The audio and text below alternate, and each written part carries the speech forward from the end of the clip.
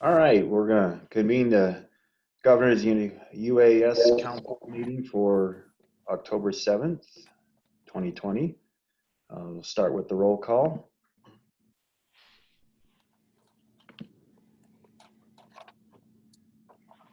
Butch Huseby? Dan Olson? Here. JD Jacoby? Dustin Temple? Gordy Kahn? Here. James Strait? Here. Jason Smith? Jen Fowler? Here. Mike Bosman? Here. Paul Sapaniak?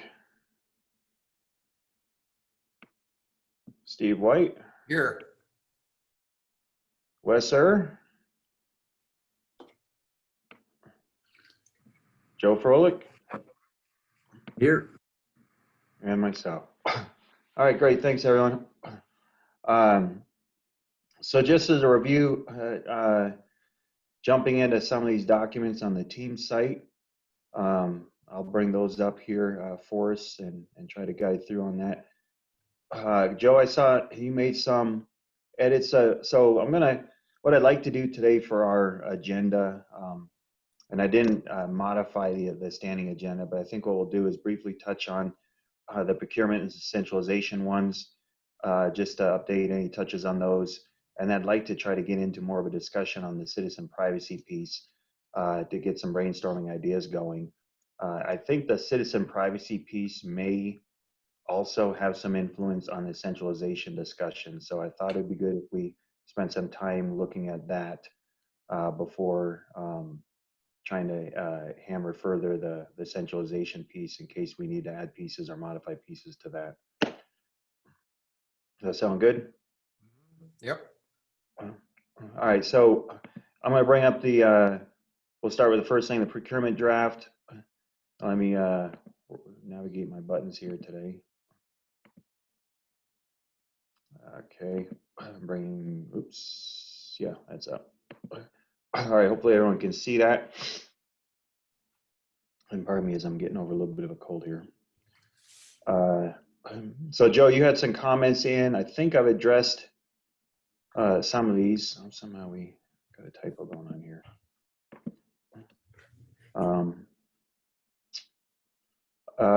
So I've been trying to update a few of these pieces. So on the, let's see, right under, I tweaked the language again about data, adding the language that Joe suggested about meeting state IT policy requirements for handling state data. Basically just referencing that has to be handled within state IT policy in accordance with applicable law, referencing federal and state security and privacy laws. So I think we have more than covered that topic with those sentences. I did add the URL that Gordy provided to the State Procurement Bureau's procurement guide around U.S. programs. If anyone wants to improve that language, feel free. I think what we had discussed at the last meeting was that we would try to just reference back to State Procurement Bureau on what a business case analysis might look like and not try to redefine that and expand that one out. I did add a section on definitions. I did look at some other policies.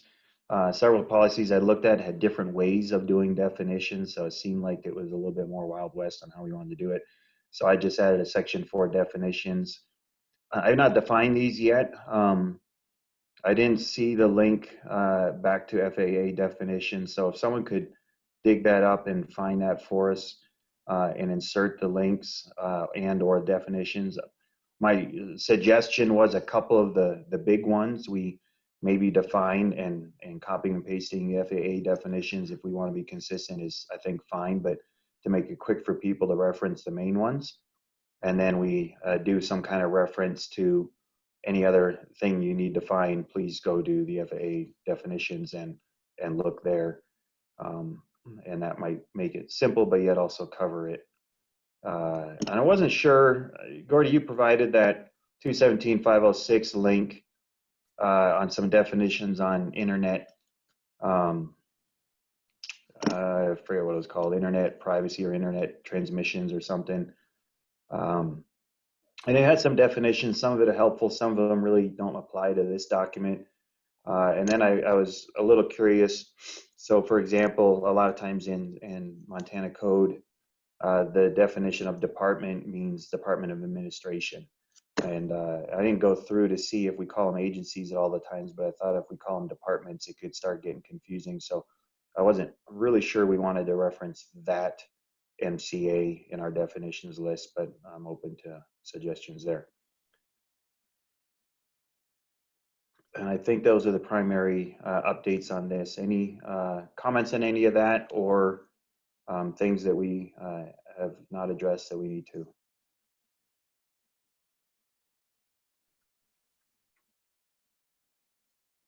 Well, that looks good to me.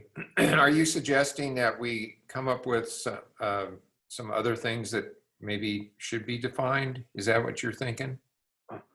I just grabbed a couple of the obvious ones that we talked about. Right. Because we talked about we probably should have a UAS, definition there. We talked about the lack of clarity of what a UAS program is. So we probably should come up with some kind of definition around that. And that led to a discussion on what a definition of a system is. And I think what we wanted to do is really just try to stick to the FAA guidelines on these things so that we have consistency.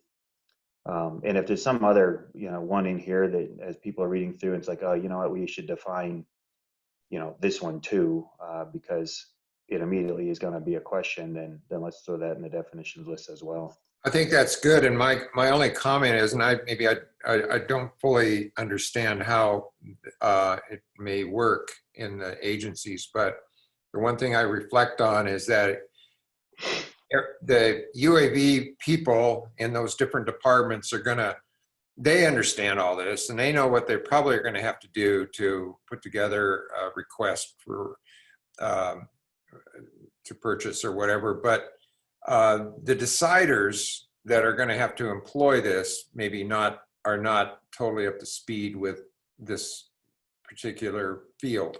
And so I think it is valuable to put in the definitions and always remember that there's going to be legislators reading this maybe, and bureau chiefs and department heads, cabinet level, whatever.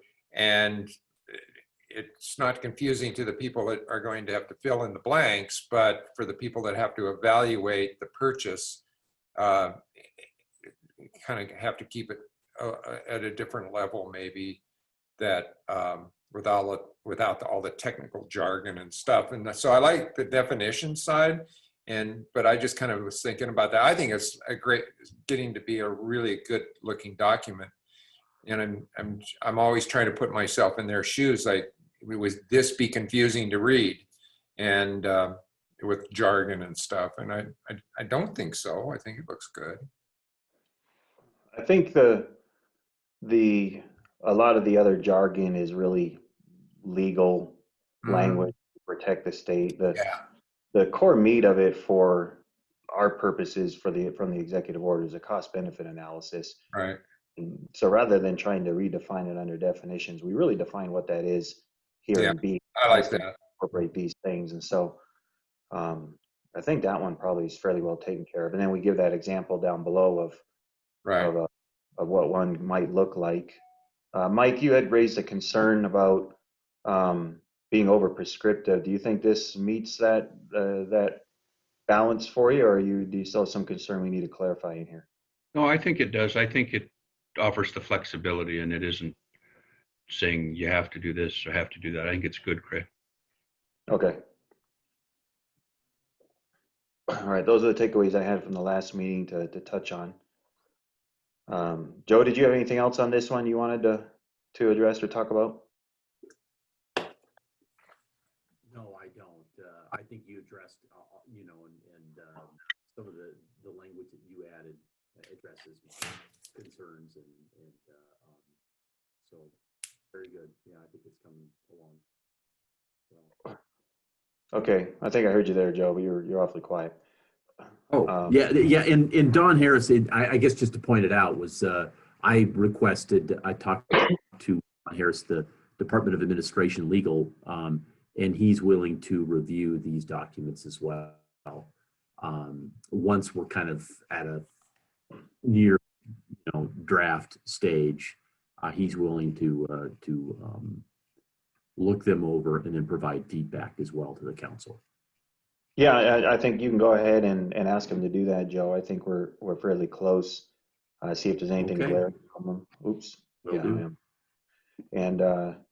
And then it dawned on me also that probably the legal department is really going to look at this is going to be the governor's legal team. So, so I'm sure we'll get decent coverage there too. So, all right. So if there's no more on that, let's move on to the centralized coordination document.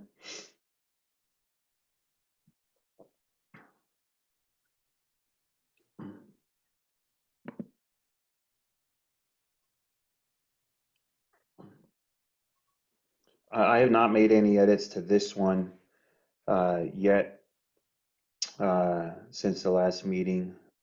We did have a note checking the Department of Justice on sensitive data and definitions. I don't think Butch is on the call today unless he's joined since we started. I should have asked, do we have any other guests on the call? I'm not seeing any in the list. Okay.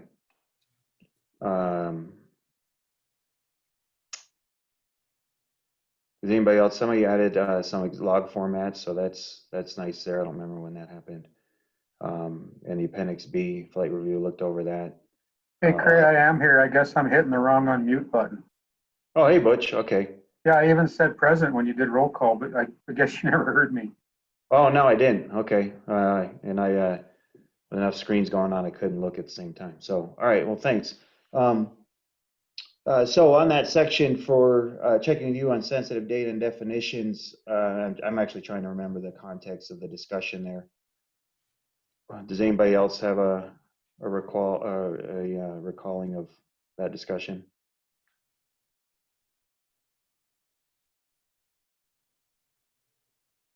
Check with DOJ on information. I may not have the note. No, I'm not remembering, Craig. Are you talking, well, what type of sensitive information? I think part of the discussion, I don't know why this is in the training section. I think it's in the wrong place. I think part of the discussion may have been around the sensitivity of information and handling that, and thinking you guys are probably well versed and experienced with handling sensitive video types of data. And do you have guidance and or definitions or processes on handling that might be useful to the council?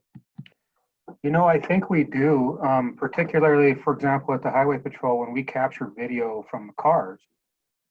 Before that video is saved in the database, it has to be indexed, but based on the sensitivity. So there is a process for that. I could try to dig up from those guys and see what it looks like. But the idea behind it is not every video is necessarily sensitive information, so you classify it as you save it.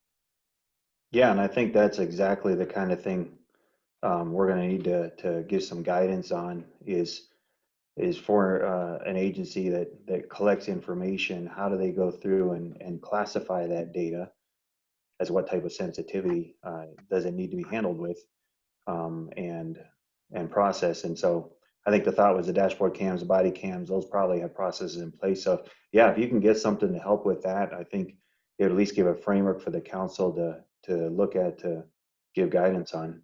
Yeah, let me reach out on that and I'll see what I can dig up. Excellent. Thanks. Curry, are you suggesting that I can see DOJ with that, but I was just trying to visualize DEQ and DNRC and the other agencies, just trying to figure out what would be needed to be secured.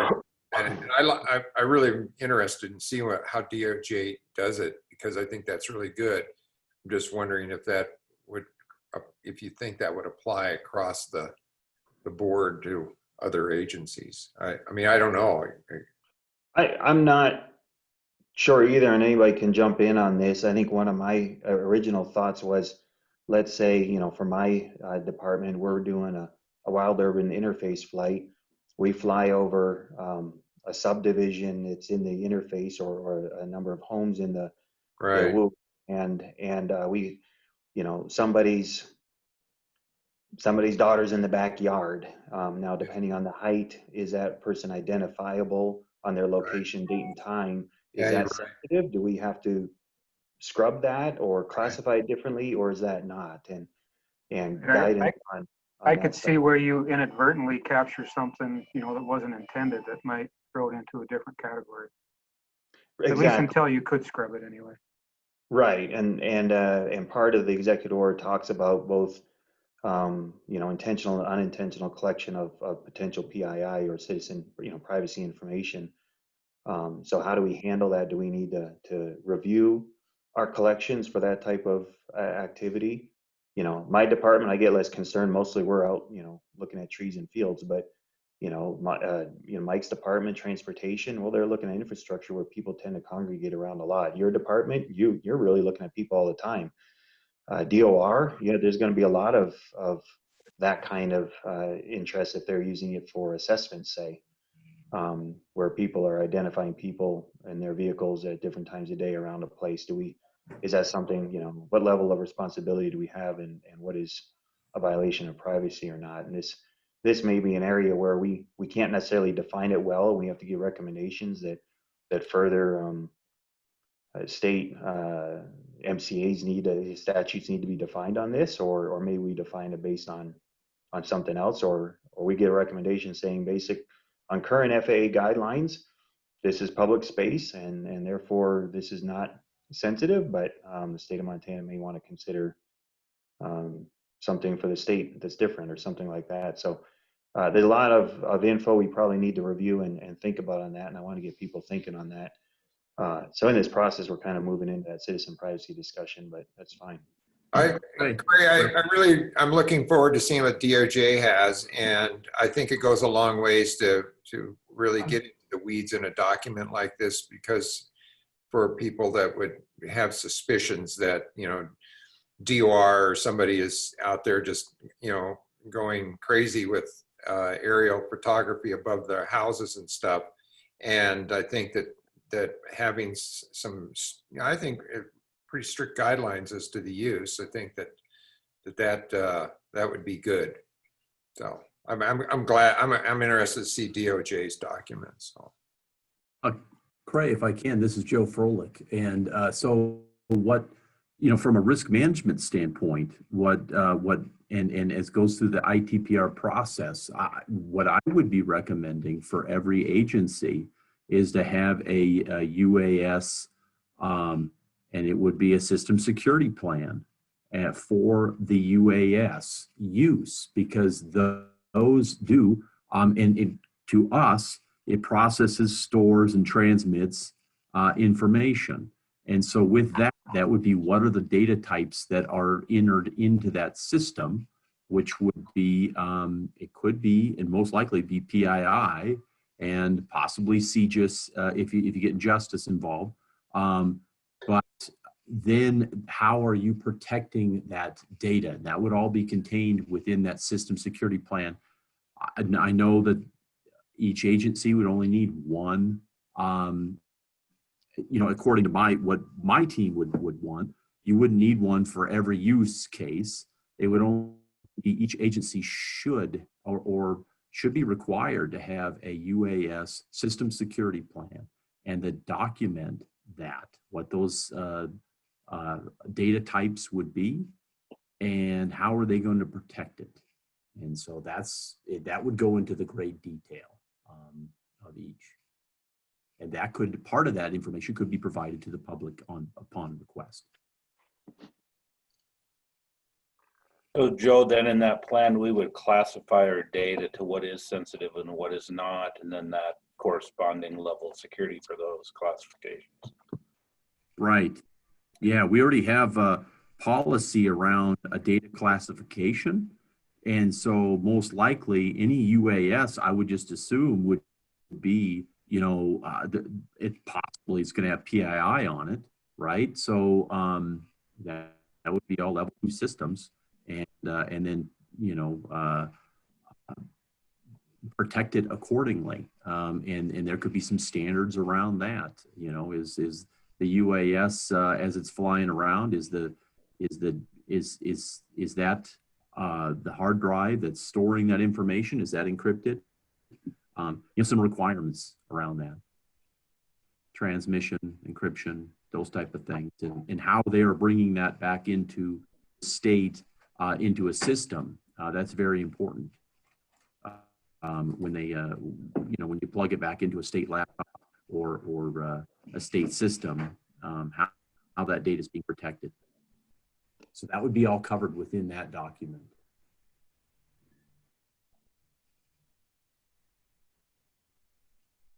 This is Mike. I agree, Joe. We need to address it. I don't know what the best method is, but I certainly know we can't ignore it, and we have to have processes in place to protect it, and protect it from collection to destruction. And just like any other data, especially data that has the sensitivity of the nature of what we're talking about here. So to me, Cray, it's kind of a separate conversation, and maybe it's start with what DOJ has put together, and kind of an ongoing thing. But we're very cognizant of it here, and very careful of it because of what you described. So it's a very important part of what we need to cover here.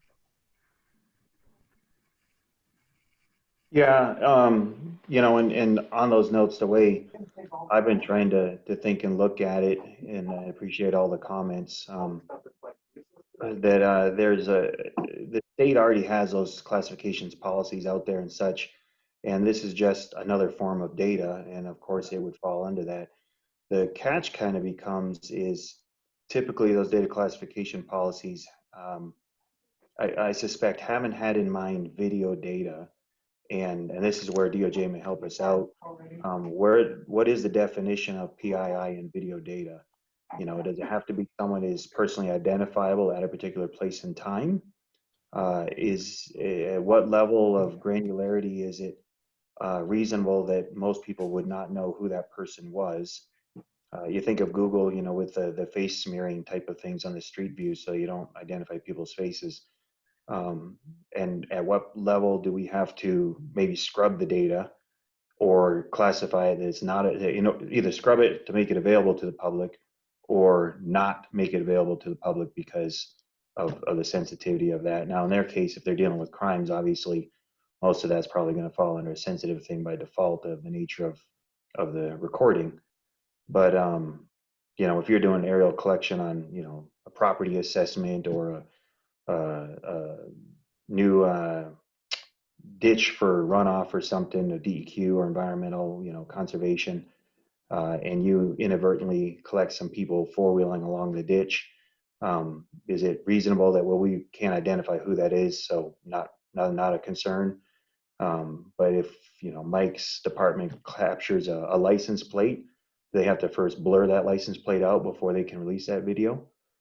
Those are kind of the questions I'm not sure addressed in that policy, Joe, and that the state may need some guidance on is some of my thoughts. And maybe the agencies already have that stuff defined out in your own processes, and that would be wonderful. Those are things that my agency hasn't had to deal with yet, so they're questions I've had.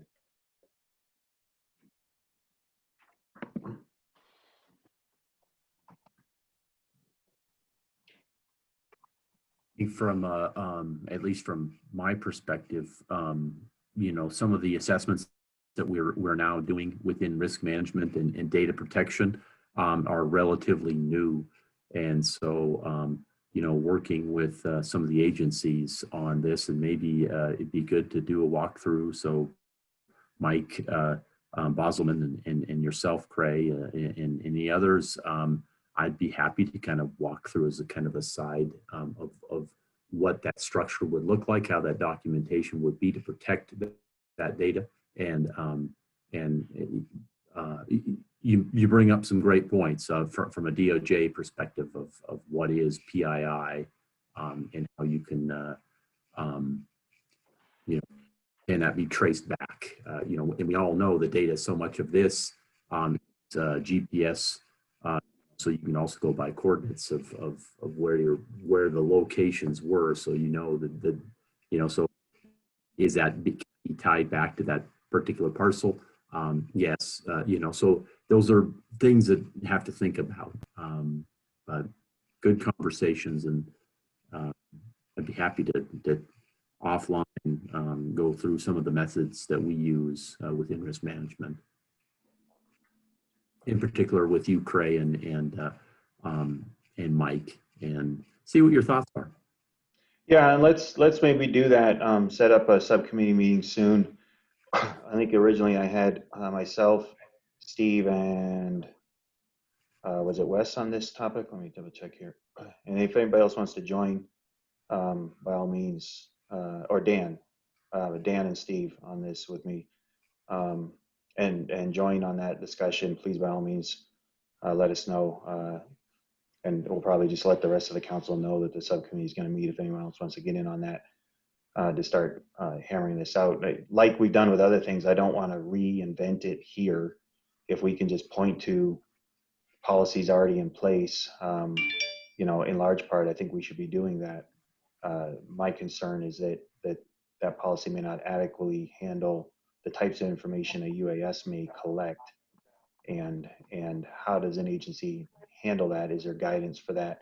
Either, I don't think from the FAA, I don't know if there is out there, it's probably out there somewhere, or maybe we can find it from another state or another entity, but for how to handle potentially PII in videography, or other types of remote sensing devices that may be concerned, or is it not? Is it well defined?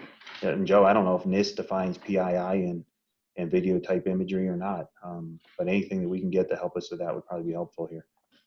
Yeah, it's based on impact mostly, and so PII is somewhat loosely defined in state law, but NIST has a definition as well, but mostly it's based on impact. So if it is catastrophic, that could be death, where some kind of informant's house, some kind of I don't really know, where there could be that would be considered a high system, and a moderate would be, it'd have an impact on the person. But it could just be, some kind of a website, where someone is being discredited and harm to the reputation, but doesn't hurt or gonna hurt, or where there's death involved. That's normally that high classification. So based on mostly on impact. So, and related to citizen privacy, PII is also critical infrastructure. Do we have to scrub that from information? Right now, there's no state law on it, though they tried to get one passed this past session, to prevent UAVs from getting close to critical infrastructure, flying over them. And those are things we're going to have to be probably sensitive to or alert to. Is that something that we need to be concerned about, or only at certain levels? I don't think there's anything defined on that, so maybe we don't have to touch it, but because it's out there in satellite imagery. But anyway, a similar deal on things we have to, or an agency may have to be cognizant of before they just release video information, right? Yeah, that's a good point. I don't really know. I would think the FAA has some guidelines on critical infrastructure flying over, but I mean, yeah, you're right. State capital. I don't know. All right, so section 2.2 in the executive order, I've got here up on the screen, the state use of UAS interacting with Montana citizens. And we were asked to how the state will interact with these citizens and these considerations. One is UAS use over private property by state agencies. I think, Jen, you clarified for us last meeting that the FAA asserts jurisdiction of all airspace basically above ground, I believe, is what you said. So there isn't any legal limitation to flying over private property. But one of the questions for the council is going to be a recommendation for state agencies on, do they need to do any steps on obtaining permission before conducting such flights? Just because it's within our right doesn't mean it's best in the interest of citizen services outside of emergency areas. And so that's one thing we're going to have to chat here about. Citizens' right to privacy and the intentional or unintentional collection of information. We've been kind of talking about that, what defines that PII and what should or shouldn't have to be released. And then how do we develop processes or systems for the public to request that data from an agency or to register complaints about that data for an agency? So I'll just kind of throw open those broad 4 categories. Any initial thoughts or ideas on how we can meet some of these things from the council? Great. Could I direct you to a part of statute that might give us a kickoff? And I don't know if you could bring it up at all. Absolutely. It's 45-5-223. Give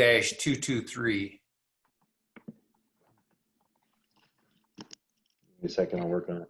45-5-223. Yes, and it's actually a section of law that's been in existence that just, I think, coincidentally addresses UAV thing, and it's mainly for what the law enforcement presently use, at least the ones that know about this section of law, uses for if a citizen reports that somebody's flying over their property and they think they're filming them. And so it's basically section is surreptitious visual observation or recordation, place of residence, public place. A person, yeah, there you go. And you can see that subsection 1, I mean, I didn't know this existed until actually several years ago, the sheriff pointed me to it. And when I read it, I thought, holy cow, this, you know, I've seen the legislature try to come up with some laws that do this, but mainly aiming it at UAVs. But this specifically refers to a remote electronic device within or in the vicinity of a private dwelling, house, apartment, or other place of residence. And then this talks about what people are doing with it, and that they can use this section of law to, I think if they can get their hands on the pilot that's recording the stuff, they think that this is, they can nail them for an offense.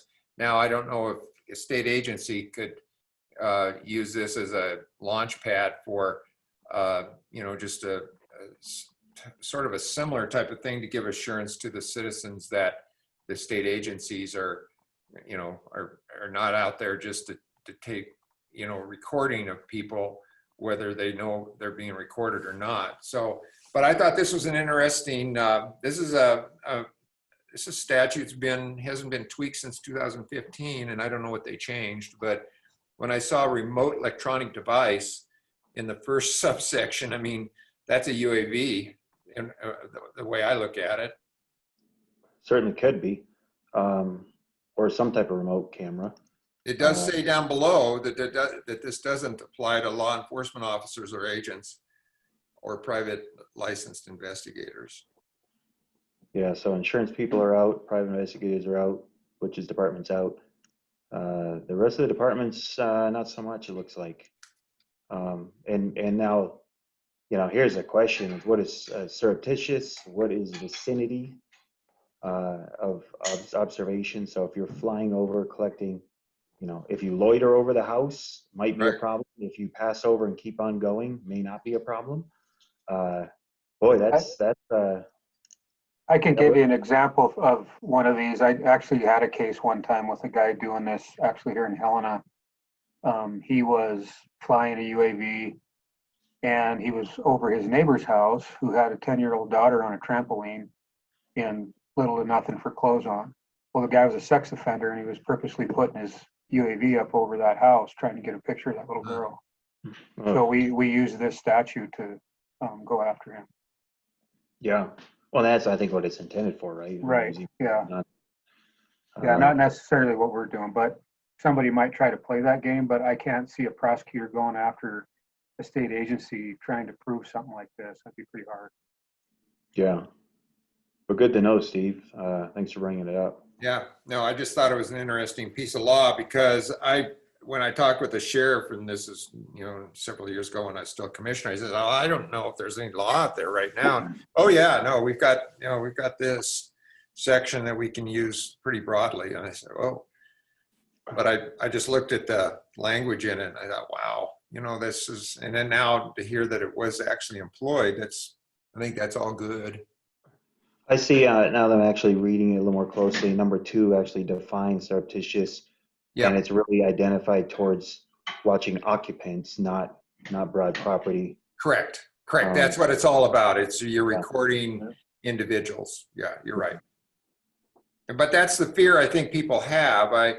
I know that there's sometimes with state agencies like DOR or others that, you can't get on their place to see if they've added a swimming pool, but if you throw a UAV in the air, you could figure it out. Right, and that's Department of Revenue's, in some ways beneficial to them because then they know the property values changed. Sure. But I think in large part the focus that that I want to try to have here around the citizen, and has been my concern, is how do we give confidence to the citizens of Montana that the government agencies are properly handling the data that is collected of Montana and protecting citizens' rights and privacy and things along those lines. How do we give them that confidence that we're doing this appropriately and handling it well, and transparency, so they know that anytime they want to come check it out, they're welcome to do so and see what's being collected and why, within acceptable means of PII and dissemination and such. Obviously, Butch's department had a little more problem with that, but for DNRC, almost anything we collect, you can come in and take a look at it. We'll get you a copy or whatever. Isn't going to be a problem. Well, let me jump in, and I don't want to monopolize this, but I reflect on DOR. DOR has a thing that a lot of people don't realize exists, and that's a property record card. And on the property record card, they actually have a photograph from the road of your place. And a lot of people don't let them on their place to examine how many bedrooms they've got or whatever. And if they don't let them into their house to see that, then the DOR people, as I understand it, just estimates, says, yeah, it looks like maybe there's 3 bedrooms in that house. But there is a photograph. And the thing I reflect on here is there a possibility DOR could take aerials of, the driveway is 1/8 of a mile long. You can't see the house for the most part without getting onto their property. So a DOR could fly up over their place and at least see their, the layout of what their buildings are and stuff. And the reason they take these pictures is that when they do the reappraisals, they can compare, does it look like there's been an expansion of the garage, or is there something new that wasn't in the last picture? And they can use that to give a new appraisal of what they know. So I don't know how if this could prohibit DOR from doing aerial video or still capture, whereas right now they're on the road. They're taking a picture as best they can from the road, and that's how they do it. So I don't know. It kind of opens up a can of worms, I suppose. We currently use aerial imagery. It's just from a plane, not a drone. Yeah. So do you guys have guidelines on how you handle that stuff, Gordy? Not yet. I mean, the imagery so far we've had isn't good enough to tell anything, but as we move to this direction, we're going to have to. And when you talk about PRC, we have some of that's public and some that's not public. So we might have to define, if we happen to capture imagery that could be considered risky or sensitive or whatever the word is, we might have to deem that never gets published on the cadastral or other sites. Gordy, could any of that information be acquired from the citizens through the privacy or through the Freedom of Information Act? Well, that'd be what we'd have to do is deem that as sensitive or whatever, like PII type stuff, so they couldn't. But yeah, right now, the only thing that is not public information is sales price that we have. Right.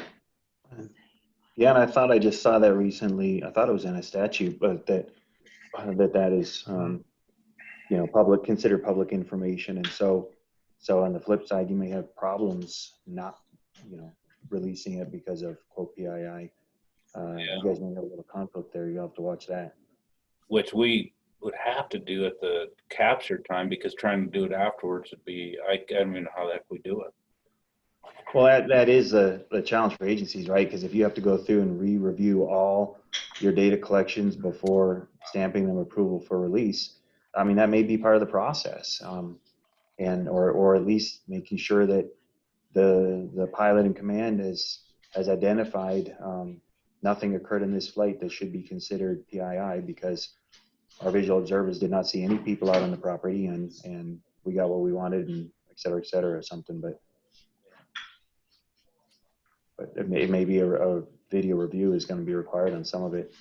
And it might be as we're undergoing a project right now where we're going to be doing some data. Well, we've got the imagery flown, but we're actually going to be using it.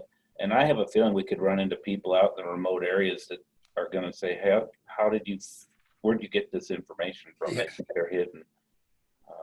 We'll have to see. I'm not that far in the project, probably a month from now, but yeah. Yeah.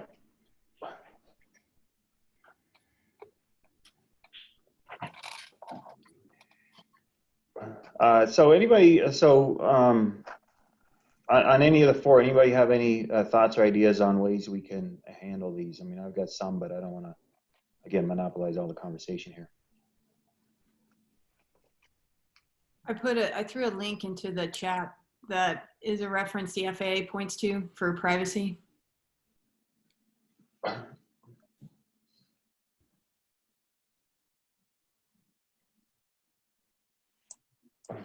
Interesting. Okay. So they actually have taken a stab at this already, or privacy best practices? Yeah, it's a outside group that they put some stakeholders together. So that's where the FAA currently is pointing. Actually, I just found that last week. Oh, look at that. Voluntary best practices. Interesting. I just want to speak up for DEQ on how we do things real quick. Yeah. So we deal a lot with working with the public on private lands. We generally, if we're doing a project, we have a waiver system that the landowner signs that gives us permission to access the property, and our legal team has seen that as also allowing for UAV flights over that property.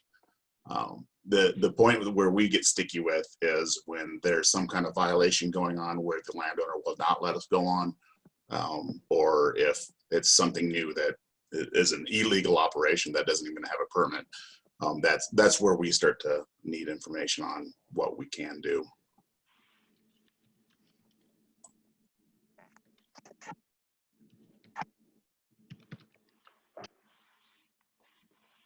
So do you guys have you said you had a form or something for them to sign on that?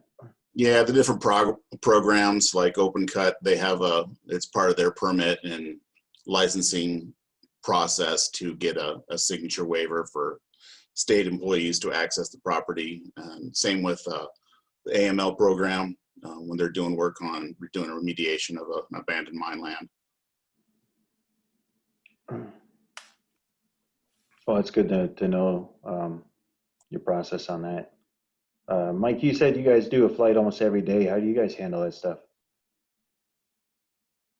You know, I think it's case by case, Cray, and I don't know that I could answer how they deal with it on a day-to-day basis because I'm not down in those weeds. I can check though and see. So I think right now for DNRC, what we're doing is requiring getting landowner permission before flying over private property. Most of a lot of our activities aren't at that point. The ones that are tend to be within an emergency area like a fire, and so that has, you know, that changes things there. But I think for the state, we're going to have some kind of recommendation for agencies that that at least an attempt is made to obtain landowner permission, or determination that even without it, it is the best interest of the citizens at large to proceed with the mission, if you're going to fly over private property. But also weighing the risks of that kind of encroachment, but incursion over their property. You may be in legal defensibility with FAA, but for privacy things, it's vague, and so it's an interesting area. Let's just imagine that state legislators want some guidance on what kind of legislation to form. What would we tell them? And so this is our chance to try to at least define a framework of best practices and good behavior. We'll have to take a look at that document Jen provided. Thanks. Well, Craig, there's two parts to this, though, and we went through this with the legislators' last attempt that they put forth, and that was that they, if you recall, their idea of legislation was to require, this is for private citizens, for everyone that wants to fly over somebody's property, wherever it is, that you had to acquire an easement ahead of time. And then on top of that, they wouldn't let you get any lower than 400 feet. And all of that was all bad. But Right. There's two sides to this, or two parts. One is the airspace in itself is FAA controlled. And so we need to make sure that that's clear in this somehow. And then secondarily, that the acquisition of data is the one thing that we should be restricting and protecting. And that's what this is all about. As far as if DEQ, I think if we're trying to get to somebody's property, they could fly over somebody else's property to get to the property they're looking for, but then there's probably an issue of collecting data from the air of that other property. So, I still stand pretty firm on it's FAA airspace, and there can be restrictions as you're not going to be able to take off on the guy's driveway because he isn't going to let you on the driveway to take off. But once you're in the air, as long as you're out on the road, as much of a hardship as that is, that's federal, and that's the way it is. Well, those are really good points there, Steve. And acquisition of data, I think, is a really good point that we should be zeroing in on that. And what you say, so my understanding is what the argument was is that state legislators for MCA, you can't require an easement in airspace because that's federally regulated, and so the state We tried to make that point, but they didn't buy it. But they killed it for other crazy reasons in committee that they Right. just didn't agree on. But if their case held true, they'd say, well, okay, then Delta and United and all the rest of them have to have an easement to fly over every single square inch of land across Montana to do a commercial flight. And we tried to show them that FAA says this is our airspace based upon the Civil Air Act in the 50s, 54, I think it was. And that if you're going to, we're not going to let any state control the airspace, but if you have sensitive infrastructure, then you can petition FAA to put that on the sectionals, and then they can restrict flyovers of that. But that's the way that you have to do it. What they were trying to do is to say, well, as a state government, we want to control the airspace in Montana for drones. Well, I'm sorry, drones and manned aircraft are the same as far as FAA is concerned. So I think that this document has to somehow drift in that direction because the legislators just didn't understand it because they weren't pilots and they didn't understand the regs and they didn't understand the supremacy clause of the U.S. Constitution that says FAA has these powers. And so in this case, the FAA says, if you want to regulate how these drones are used, you can't chase wildlife, you can't do this. You've got this, section, Title 45 that you've got for observation and things like that. The FAA allows for those kinds of things, and it's a perfect example to use those kind of restrictions for state agencies. And I think it's a good reminder on how they conduct themselves when they're flying. So. Yeah, no, that's a great point. And something that we're probably going to have to address more in a subcommittee meeting of a work group to try to start hammering out this section. So thanks for bringing that up.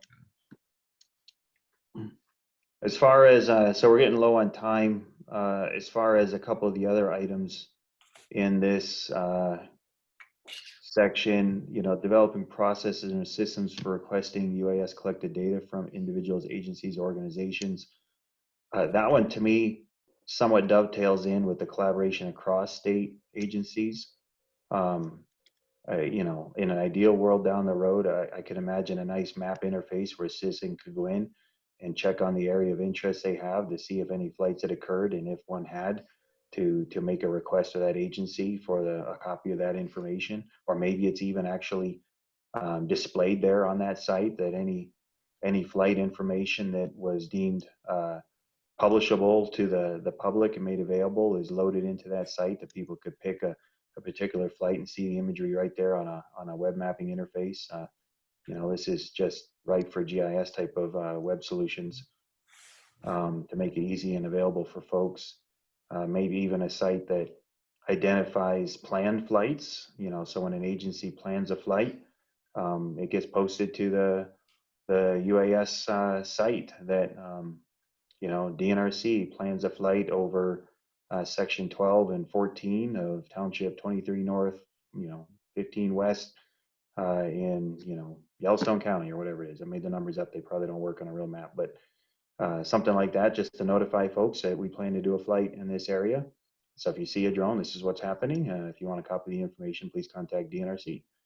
And then similarly, I think one of the things that the governor's office is looking for is probably the development of some type of website that outlines the work of the council, what our recommendations are for state agencies, how citizens can get that information if they want a copy of it, and then of course another link to register complaints and comments if they feel like a drone was too invasive on their property for something that wasn't properly notified, or something that they can register a complaint, and then someone can look into what agency did it, and if it was a state agency and why that happened, and stuff like that. So it seems like a website there is probably a great solution for a lot of those things. And developing or recommending the development of that is probably that's what the council end up doing, is recommending a development of such. And then time and effort will have to be put into that as things are developed going forward. Right.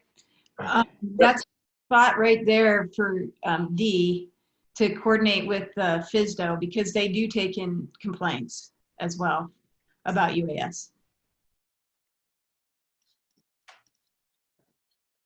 And coordinate, I'm sorry, with who? The Flight Standards District Office for the FAA, they're in Helena.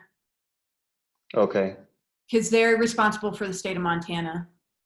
And they do have a mechanism for Montana citizens to actually register complaints. So are you saying maybe the state doesn't have to have our own, that we point people to there?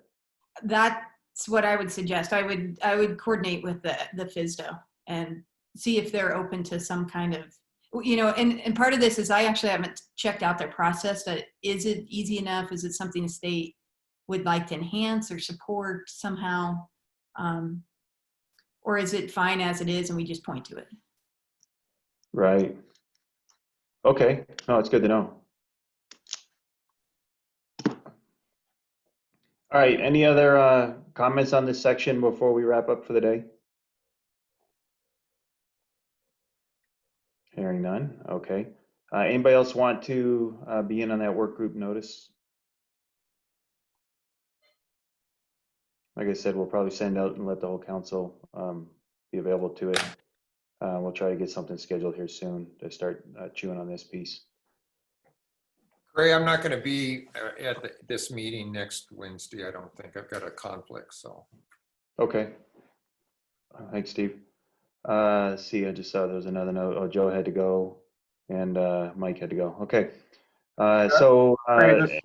This Butch, I already requested the information you asked me about, so if I get something in writing, I'll stick it on our documentation page. Perfect. Thanks, Butch. Appreciate it. Any other council business to discuss? Okay, and any other public comment? Is there any members of the public that have a comment to make? Not seeing anybody on the call that's unfamiliar. Okay. All right, so we'll conclude and plan to meet next week and be on the alert for those information. Please try to take a look at some of those documents, add some comments or notes as applicable to particularly your organization or your concerns that you have around how the state operates on it, so we can continue to flesh those things out. So without further ado, thanks everybody. Thanks, Craig. Thank Thank you. you.